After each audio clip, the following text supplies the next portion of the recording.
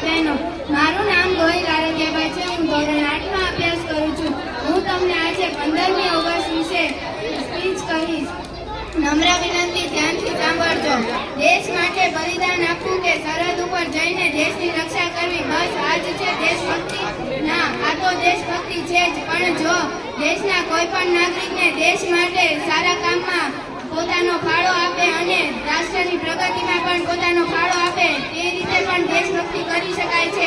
દેશભક્તિ એટલે શું? દેશભક્તિ એટલે દેશ પ્રત્યેનો પ્રેમ, ભક્તિ અને આસક્તિની લાગણી. ભારત મારો દેશ છે, હું ભારતવાસી છું, એટલે આ લાગણી એટલે કે દેશભક્તિ. બધાને પોતાનો દેશ બદલવો છે, પણ કોઈને પોતાનું ગામ બદલવું નથી. જો આપણે પોતાનો દેશ બદલવો હોય તો પહેલા પોતાના ગામનો અવાજ બનવો પડે. આપણું ગામ બદલશે તો જ આપણો દેશ આગળ વધશે.